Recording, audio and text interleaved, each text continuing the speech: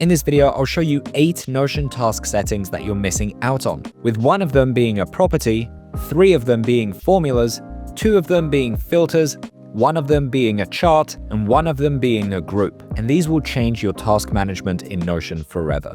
This is the perfect Notion tutorials for beginners who want to learn how to use these database features but just find Notion confusing. Notion is overwhelming, so hopefully this Notion tutorial helps. Subscribe if you want to get better at Notion. Let's dive in. Now in Basic OS, our time blocking section, our calendar, and our task list, these are all the same database. So if I add anything here, it will impact this and it will impact this. So in Notion, you can have one database displayed in a bunch of different ways. So what I'll do here is click on the plus, not up here, so not on the tab, but on these actual properties here.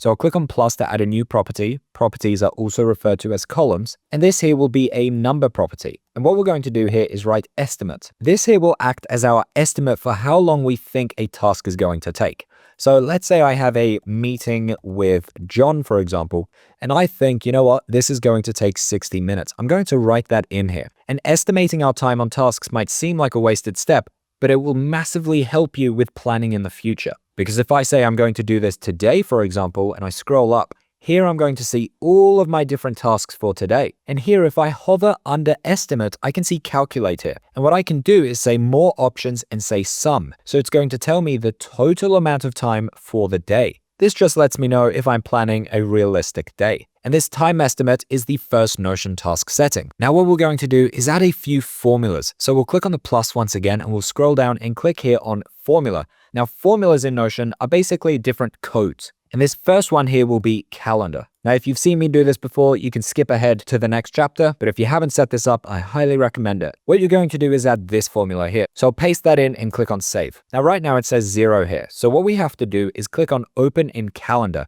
Now, if you're not seeing your task list here as a calendar, what you'll do is right click and do duplicate, and you're going to view this layout here as a calendar instead of a table. So I'll click on calendar, and now I can see here open in calendar. But I'll just delete that there as we have the open in calendar here. And as I open up the Notion calendar app, I can see here meeting with John. And if I drag this down here, let's say 5 o'clock to 6 o'clock, then automatically here in Basic OS, I can now see 5 o'clock to 6 o'clock. And because of our code, it says now 60 minutes. Now, basically what this code is saying is show me the date between the end date, so 6 o'clock, and the start date, so 5 o'clock, on the same day, and show me that information in minutes. Hence, it says 60 minutes here. So you can add tasks directly in here, write report, and they'll show up in your Notion calendar here at the top, so I can drag that down and add that in here. I can even create tasks directly in here, such as email Jimmy from 7 to 8 o'clock, and now that task is automatically appeared here in Basic OS. So these two are talking to each other, and it's automatically tracking my time. And that's the first formula for our tasks. Now what we'll do is add another formula here by clicking on the plus, and we'll scroll down and we'll click obviously on formula, and we'll add this formula here, which is in the description, and I'll click here on save. Now, as you can see, all of these say deep, and that's because they are 60 minutes long. But let's say I change this email Jimmy here to be only 15 minutes long. And when I go back to Basic OS, you can see that this says quick and only says 15 minutes now. So I thought this would take 60 minutes, but it only ended up taking 15. And let's say this one here, I thought it would take 15 minutes, but let's say it actually took half an hour, then as you can see, the length now has changed to a shallow task. So deep, by the way, refers to deep work. This is when you're doing cognitively demanding tasks. Shallow work is tasks under 60 minutes that just don't require that much focus. It's often admin work. And then quick tasks are tasks that are 15 minutes or under. So this length property here is the second formula for your Notion tasks. Now, the reason we estimated the task length in the morning is that we could use this next property here. So we'll click on plus and we'll scroll down, and once again, we'll do a formula. And this formula here will tell us if we took longer than expected. So I'll paste this formula here, which again is found in the description, and then I'll click on save. So here you can see my meeting with John. I thought it would take 60 minutes and it took 60 minutes. So it did not overrun. It took the amount of time I thought. However, write report here, I thought it would take 15 minutes, but it actually took 30.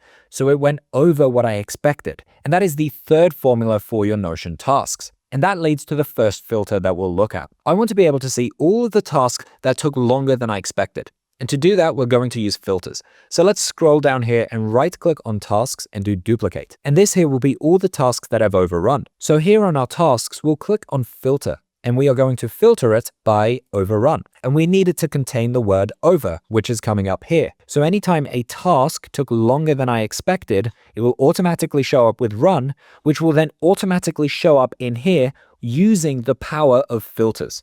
And this will give me here a mini dashboard for me to find all of the tasks that I'm estimating wrong, which means in the future, when I'm planning out my day, I can refer to this tab here and ensure that I'm accurately estimating how long it will take. And that's the first filter here in your Notion tasks. So I'll go back to all tasks here and do duplicate once again. And this time I want to know all of the different deep work that I'm doing. So I'll write deep work here. So I'll click here on filter once again, and this time we are going to filter it by the length. And I want it to contain the word deep. So now anytime the length has the word deep showing up, then I know that this is a deep task that I'm spending more than 60 minutes on. Once again, this gives me a hub to find all of the tasks that I'm spending a lot of time on. Was having this meeting with John actually worth spending 60 minutes on? Because if it wasn't, then again in the future, I can plan my week more effectively. As you can hear, I care a lot about planning my week effectively. I talk about this a lot in my Notion course. And my premium Notion productivity template headquarters is built around the ideas of time tracking and reflecting on your week. The time tracking hub is a game changer, and the weekly journaling system uses dynamic journaling, so tasks are automatically brought in for you to review every single week. If you're interested in the template, it's linked in the description. The next Notion task setting that you want is actually to add a chart that looks at your tasks. So what I'm going to do here is once again right-click on tasks and do duplicate. And this here is going to be a chart. Now, if you haven't used Notion charts before, they are incredibly powerful. So we're going to click on these three dots here and change the layout from table to chart. Now, by default, it's probably going to set it up in a way that is not useful to you. By the way, if you don't have Notion Plus, you can only have one chart in your account.